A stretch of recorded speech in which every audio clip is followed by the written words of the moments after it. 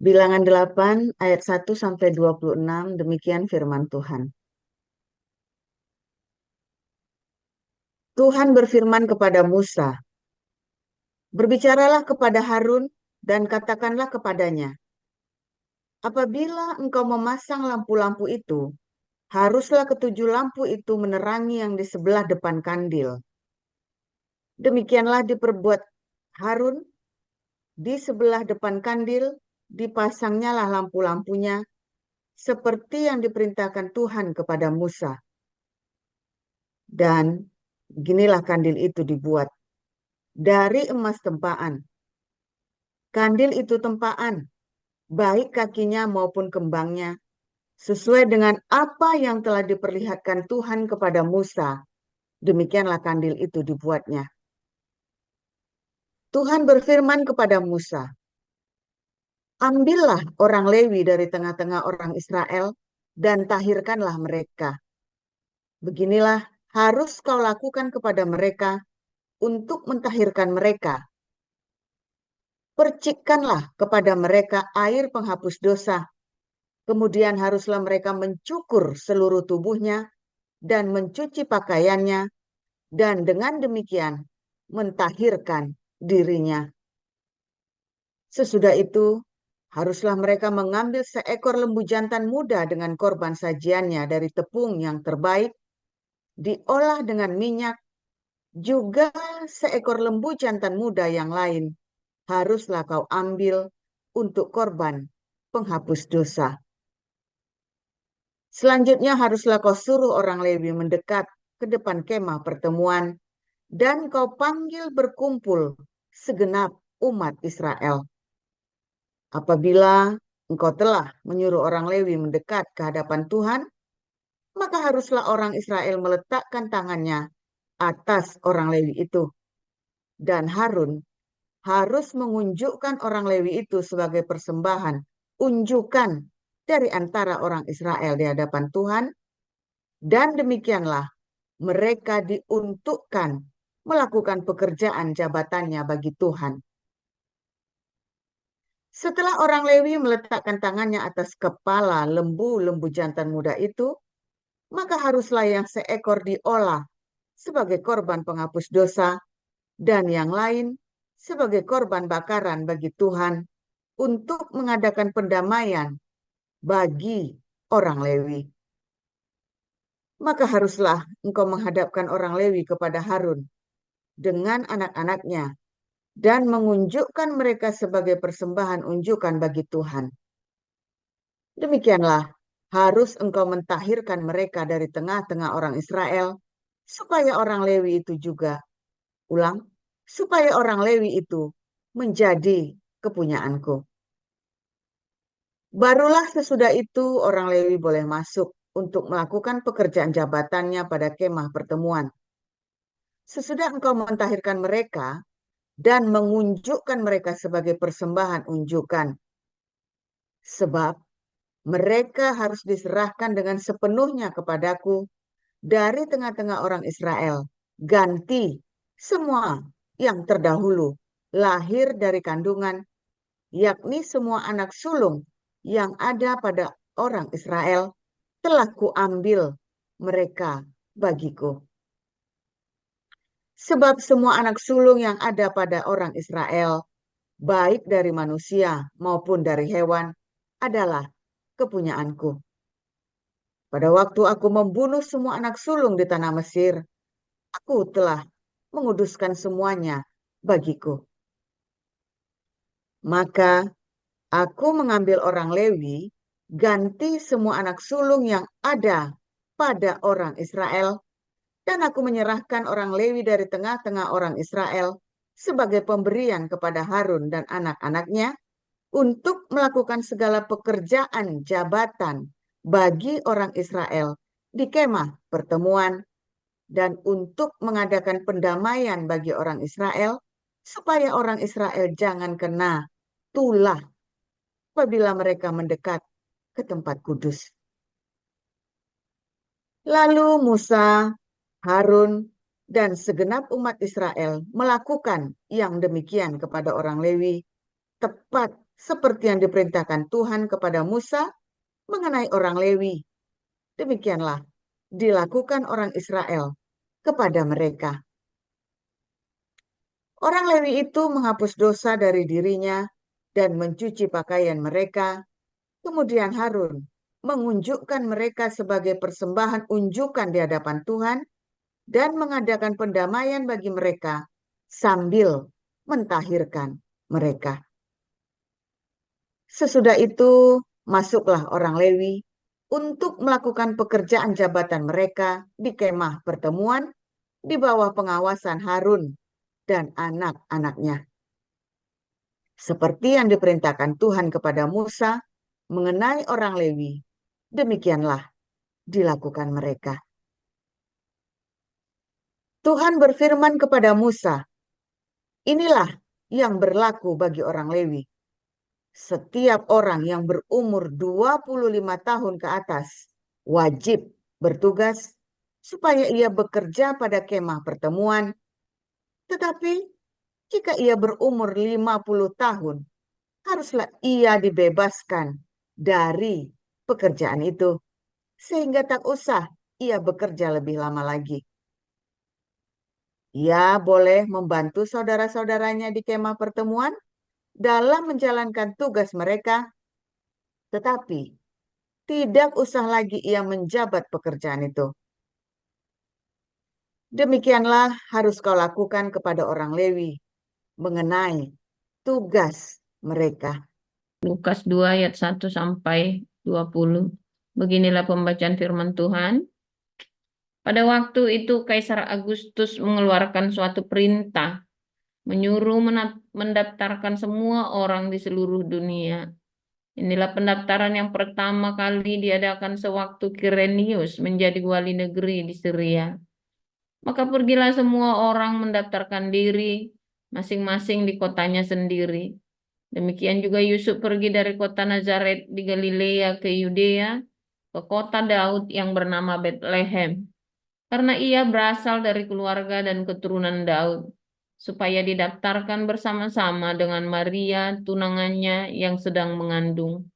Ketika mereka di situ, tibalah waktunya bagi Maria untuk bersalin, dan ia melahirkan seorang anak laki-laki, anaknya yang sulung, lalu dibungkusnya dengan lampin dan dibaringkannya di dalam palungan, karena tidak ada tempat bagi mereka di rumah penginapan. Di daerah itu ada gembala-gembala yang tinggal di padang menjaga kawanan ternak mereka pada waktu malam. Tiba-tiba berdirilah seorang malaikat Tuhan di dekat mereka, dan kemuliaan Tuhan bersinar meliputi mereka, dan mereka sangat ketakutan. Lalu kata malaikat itu kepada mereka, "Jangan takut, sebab sesungguhnya aku memberitakan kepadamu kesukaan besar untuk seluruh bangsa. Hari ini telah lahir bagimu juru selamat, yaitu Kristus Tuhan di kota Daud. Dan inilah tandanya bagimu.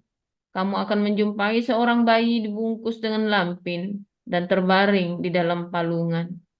Dan tiba-tiba tampaklah bersama-sama dengan malaikat itu sejumlah besar bala tentara surga yang memuji Allah. Katanya, "Kemuliaan bagi Allah di tempat yang maha tinggi, dan damai sejahtera di bumi di antara manusia yang berkenan kepadanya."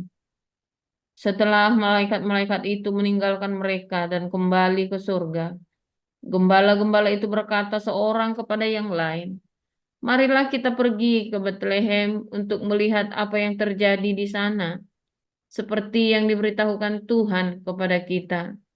Lalu mereka cepat-cepat berangkat dan menjumpai Maria dan Yusuf dan bayi itu yang sedang berbaring di dalam palungan. Dan ketika mereka melihatnya, mereka memberitahukan apa yang telah dikatakan kepada mereka tentang anak itu. Dan semua orang yang mendengarnya heran tentang apa yang dikatakan gembala-gembala itu kepada mereka. Tetapi Maria menyimpan segala perkara itu di dalam hatinya dan merenungkannya. Maka kembalilah gembala-gembala itu sambil memuji dan memuliakan Allah, karena segala sesuatu yang mereka dengar dan mereka lihat, semuanya sesuai dengan apa yang telah dikatakan kepada mereka. Demikian. Dan ketika genap 8 hari dan ia harus disunatkan, ia diberi nama Yesus, yaitu nama yang telah diberikan oleh malaikat sebelum ia dikandung ibunya. Dan ketika ia genap waktu itu pentahiran, menurut hukum Taurat Musa, mereka membawa dia ke Yerusalem untuk menyerahkannya kepada Tuhan. Seperti ada tertulis dalam hukum Taurat, hukum Tuhan. Semua anak laki-laki sulung harus dikuduskan bagi Allah. Dan untuk mempersembahkan korban menurut apa yang difirmankan dalam hukum Tuhan, yaitu sepasang burung tekukur atau 2 ekor anak burung merpati. Adalah di Yerusalem seorang bernama Simeon. Ia seorang yang benar dan saleh yang menantikan penghiburan bagi Israel. Roh Kudus ada di atasnya. Dan kepadanya telah dinyatakan oleh Roh Kudus, oh ia tidak akan mati sebelum ia melihat Mesias, yaitu dia yang diurapi Tuhan. Ia datang ke bait Allah oleh Roh Kudus ketika Yesus, anak itu dibawa masuk oleh orang tuanya untuk melakukan kepadanya apa yang ditentukan hukum Taurat. Ia menyambut anak itu dan menatangnya sambil memuji Allah, katanya, sekarang Tuhan, biarkanlah hambamu ini pergi dalam damai sejahtera sesuai dengan firman-Mu. Sebab mataku telah melihat keselamatan yang daripadamu, yang telah Engkau sediakan di hadapan segala bangsa, yaitu terang yang menjadi penyataan bagi bangsa-bangsa lain dan menjadi kemuliaan bagi umat-Mu Israel. Dan bapa serta ibunya amat heran akan apa yang dikatakan tentang dia. Lalu Simeon memberkati mereka dan berkata kepada Maria, ibu anak itu, sesungguhnya anak ini ditentukan untuk menjatuhkan atau membangkitkan banyak orang di Israel, dan untuk menjadi satu tanda yang menimbulkan perbantahan. Dan suatu pedang akan menembus jiwamu sendiri, supaya menjadi nyata pikiran hati banyak orang. Lagi pula di situ ada Hana, seorang nabi perempuan, anak Fanuel dari suku Asher. Ia sudah sangat lanjut umurnya, sesudah kawin, ia hidup 7 tahun lamanya bersama suaminya. Dan sekarang ia janda dan berumur 84 tahun. Ia tidak pernah meninggalkan bait Allah, dan siang malam beribadah dengan berpuasa dan berdoa. Dan pada ketika itu juga datanglah ia ke situ, dan mengucap syukur kepada Allah dan berbicara tentang anak itu kepada semua orang yang menantikan kelepasan untuk Yerusalem. Dan setelah selesai semua yang harus dilakukan menurut hukum Tuhan, kembalilah mereka ke kota kediamannya, yaitu kota Nazaret di Galilea. Anak itu bertambah besar dan menjadi kuat, penuh hikmat dan kasih karunia Allah ada padanya. Tiap-tiap tahun orang tua Yesus pergi ke Yerusalem pada hari raya Paskah. Ketika Yesus telah berumur 12 tahun, pergilah mereka ke Yerusalem seperti yang lazim pada hari raya itu. Sehabis hari raya perayaan itu, ketika mereka berjalan pulang, tinggallah Yesus di Yerusalem tanpa diketahui oleh orang tuanya. Karena mereka menyangka bahwa ia ada di antara orang-orang seperjalanan mereka. Berjalanlah mereka sehari, perjalanan jauhnya lalu mencari dia di antara kaum keluarga dan kenalan mereka. Karena mereka tidak menemukan dia, kembalilah mereka ke Yerusalem sambil terus mencari dia. Sesudah 3 hari mereka menemukan dia dalam bait Allah. Ia sedang duduk di tengah-tengah alim ulama sambil mendengarkan mereka dan mengajukan pertanyaan-pertanyaan kepada mereka. Dan semua orang yang mendengar dia sangat heran akan kecerdasannya dan segala jawab yang diberikannya. Dan ketika orang tuanya melihat dia, tercenganglah mereka. Lalu kata ibunya kepada anaknya, "Nak, mengapakah engkau berbuat demikian terhadap kami? Bapamu dan aku sudah cemas mencari engkau." Jawabnya kepada mereka, "Mengapa kamu mencari aku? Tidakkah kamu tahu bahwa aku harus berada di dalam rumah Bapakku?" Tetapi mereka tidak mengerti apa yang dikatakannya kepada mereka. Lalu ia pulang bersama-sama mereka ke Nazaret. Dan ia tetap hidup dalam asuhan mereka. Dan ibunya menyimpan semua perkara itu di dalam hatinya. Dan Yesus makin bertambah besar dan bertambah hikmatnya dan besarnya, dan makin dikasihi oleh Allah dan manusia. Firman Tuhan lalu baru setiap hari ketika kita terus menantikan Tuhan dengan hati yang penuh cinta, dengan mengasihi, dengan hati yang tulus, ya saudara. Minta maaf kita terlambat ya 15 menit karena tadi kita ada salah tempat, jadi kita harus pindah tempat ya. Dan tadi, waduh, barangnya banyak sekali ya, jadi kita 2 kali beresin tadi. Jadi waktu beresin itu ditambah lagi ada beberapa handphone kita nggak dapat signal lagi ya. Jadi sekarang kita sudah di tempat kita tinggal sementara ya. Besok kita akan pindah sambil menunggu Pak Hari datang. Jadi kita tadi memang cukup kacau. Tadinya kita rencana jam 6 sudah tenang, sudah roster, tapi jadinya kita ini tadi baru selesai nih ya, baru pada mau makan ini. Oke, tetapi hati tetap sukacita, walaupun capek tapi senang ya, karena kita melihat pemandangan yang indah tadi sepanjang jalan. Ya, saya menghantarkan saudara-saudara kita dekat dengan surga ya, dengan pintu surga tadi. Nyaris semua pintu surga. Aduh, udah cekap-cekap tadi naik ke gunung. Seru tadi ya. Aduh, nih kita pengalaman yang seru. Tetapi hati tetap bersukacita karena semua sudah lahir baru. Nah, saudara, kita hari ini belajar ya, setelah kita lahir baru ngapain? Kalau Anda belum lahir baru, pusing juga ya, kita bingung juga nih mau ngomong nih. Tapi kalau Anda sudah lahir baru, ya, maka ada tugas-tugas ya, saudara ya. Ada usia-usia tertentu ya, yang dilampaui oleh setiap orang. Waktu dia lahir, waktu usia anak-anak bermain. Iya, Pak Iman, telepon semua nggak ada yang angkat karena semua lagi capture tadi itu. Ya, kita mendadak pindah tempat ya, dan kita bongkar-bongkar. Aduh, itu benar-benar cengap-cengap menyaris kita masuk ke pintu surga itu udah dibuka pintu surganya tadi Pak Iman. Tapi seru tadi ya. Nah, seru tadi ya. Yang paling dibully saya tadi, tadi. Aduh, udah mau pingsan tadi, berat sekali. Aduh. Ya wes, itu tadi ya, makanya ya ada usia-usia tertentu, baik kedewasaan rohani maupun tugas.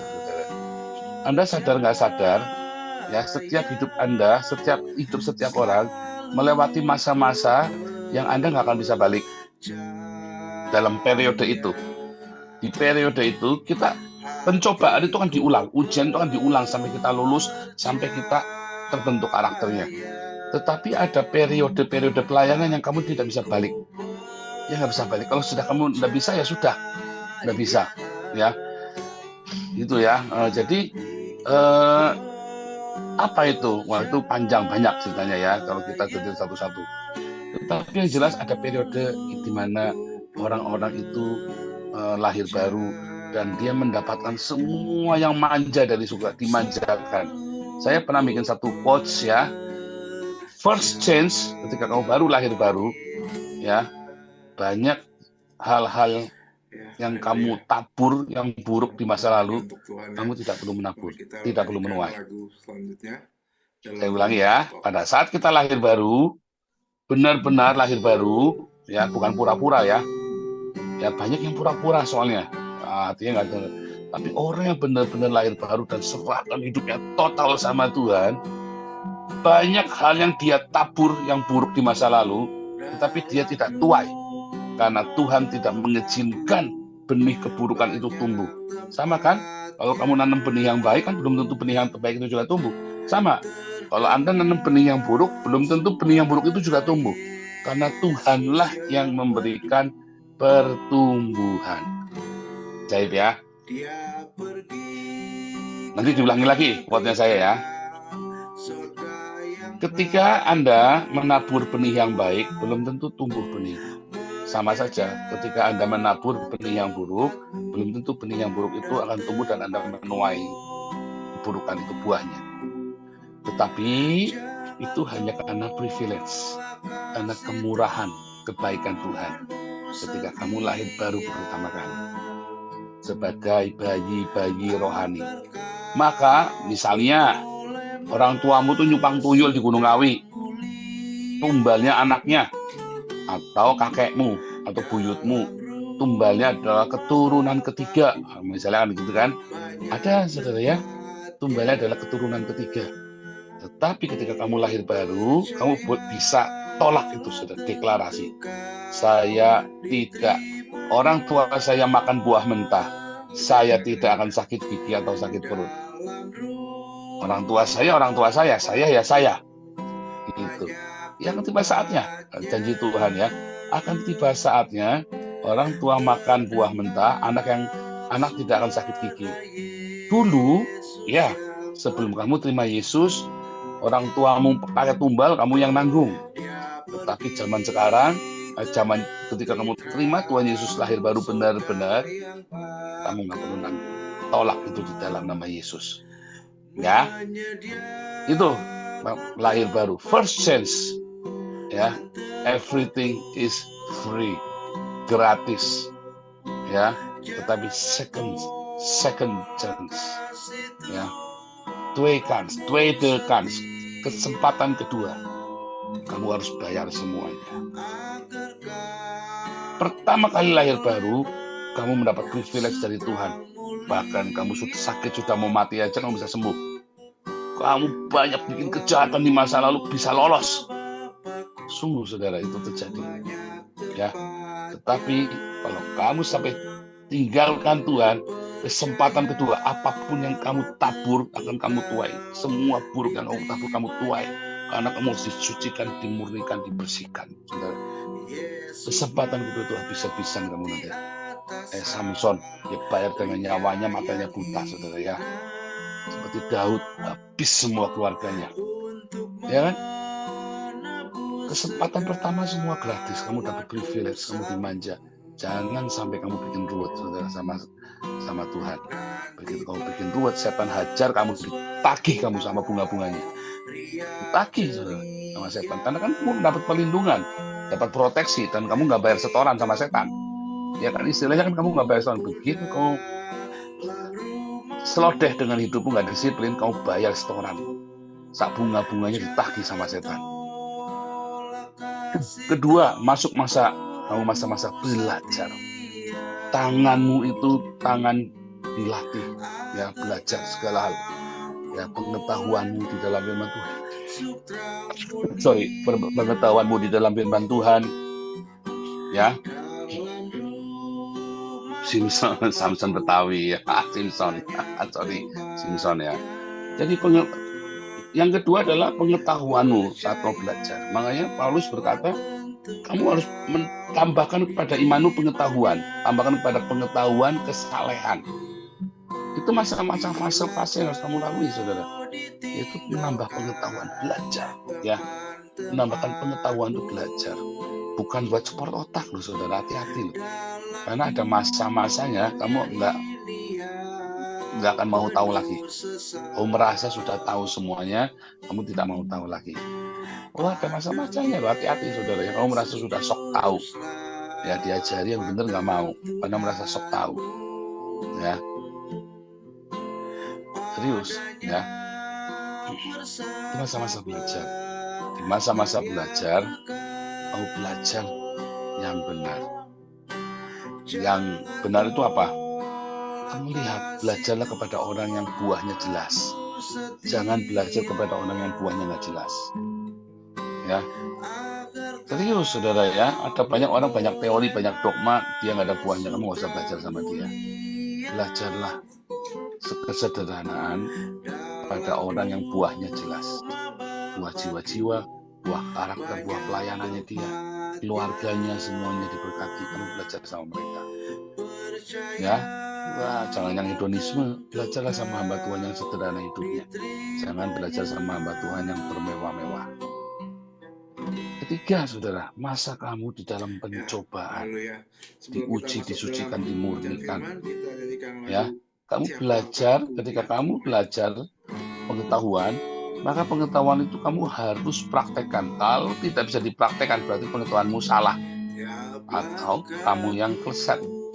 Tetapi pada umumnya orang menjadi malas karena pengetahuannya salah, saudara. Saya pernah mengalami banyak sekali pengetahuan yang salah. Ya, klaim ini, klaim itu, ya surat hutang, wah, ditaruh di atas lemari dan sebagainya macam. Salah, saudara. Yang benar adalah bekerja lebih keras, kendalikan keuangan, catat, jangan malas, jangan tunda segala sesuatu. Tapi gara-gara kita mau klaim, wah surga kita akan klaim, wah enak, kita tidak mau kerja di bawah kutuk. Akhirnya kamu salah, saudara, ngawur, saudara. Waduh, ya, saya mengalami ya. Dan 4 fase-fase kamu masuk dalam pelayanan yang sesungguhnya. Ya, ketika kamu melayani sesama, kamu menjadi kakak rohani, bapak rohani atau kakak rohani. Kamu menjadi mentor bagi seorang fasilitator bagi para murid yang lain. Di masa-masa itu kamu akan menghadapi banyak sekali gesekan. Kalau kamu tidak mau menggunakan masa-masa gesekan itu untuk mengubah karaktermu dan merespon dengan benar, maka terlambat. Kamu tidak akan lewat ke situ lagi. Karena apa? Karena udah bandel, sudah dakinya udah tebel dan dablek. Sehingga walaupun kamu dibawa ke seperti itu percuma, karena responnya tetap akan sama, malah akan tambah edan kamu, saudara, ketika dibawa pencobaan yang sama. Intinya kamu tidak mau salah, orang lain yang salah. Intinya begitu. Ada masa-masa lagi fase di mana orang-orang itu bukan hanya melayani. Ya, kalau usia melayani kan usia 30 sampai 50 selama 20 tahun. Lah saya gimana? Berarti kan saya tahun depan pensiun. Enggak, saudara, itu benar adalah pelayanan fisik, karena mereka naik segala macam ya. Wah, itu capek itu, saudara ya. Capek itu kalau bikin melayani bait suci itu ya, atau kemah suci zaman itu. Ya, bersihkan tendanya lagi dipasang, kamu nggak boleh dicuci, ya, lagi dipasang itu, waduh, itu bahaya ya. Makanya harus usia 30 sampai 50 dan seterusnya ya, ada aturannya. Tapi firman Tuhan berkata apa, saudara? Ya, ketika seorang melayani Tuhan, ya, maka sebenarnya pelayanan itu adalah pelayanan rohani. Maka orang-orang yang melakukan pelayanan rohani itu, ya, dia tidak ada batas waktunya. Kalau pelayanan yang seperti para imam itu ada batas waktunya, karena capek, kamu naik-naik, wah bahaya tuh kalau kamu tidak fit. Tapi kalau kamu melayani Tuhan di dalam rohmu, maka itu nggak ada waktunya. Seperti Hana sama Simeon, udah tua, udah lanjut umurnya, dijanjikan kamu tidak akan mati sampai kamu melihat Mesias. Dan benar-benar Hana dan Simeon itu melihat Mesias, ya saudara ya. Dan apa yang terjadi, saudara?